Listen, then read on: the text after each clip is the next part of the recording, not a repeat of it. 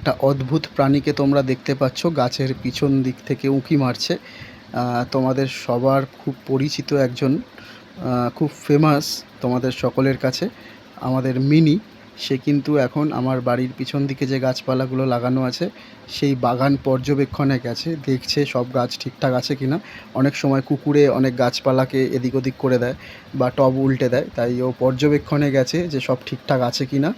এই যে দেখতে পাচ্ছ তোমরা, ওকে আমি ডাকছি কিন্তু ও আসছে না। একটু আগে কুকুরগুলো এসেছিলো, ঘুরে গেছে, তাই জন্য ও আর কি কুকুরগুলো যাওয়ার পরে গাছগুলো সব ঠিকঠাক করে দেখে নিচ্ছে। আর এই যে দেখো হাইও তুলছে, মানে ঘুমও পেয়েছে ওর, বেশ বোঝা যাচ্ছে। ওকে আমি ডাকছি, ও কিন্তু ভালোভাবে দেখো কীভাবে পর্যবেক্ষণ করছে। দেখো ও কিন্তু ঘাস খেতে যায়নি, এখানে কিন্তু ঘাস নেই, ও ভালো করেই জানে। কারণ আমার বাড়ির ভিতরের যে টবগুলো রয়েছে সেখানে একটা দুটো টবে ঘাস হয়, কিন্তু এই আম গাছ বা লেবু গাছ এখানেও ঘাস পাবে না জানে। ও কিন্তু একটাই কারণে ওখানে গেছে, যে একটু আগেও দেখেছে যে ওখানে কুকুরগুলো এসেছিল, সেই কুকুরগুলো কোনো রকম কোনো গাছের ক্ষতি করে গেছে কিনা সেটার পর্যবেক্ষণেও গেছে। এই যে দেখতে পাচ্ছ ও পর্যবেক্ষণ করছে।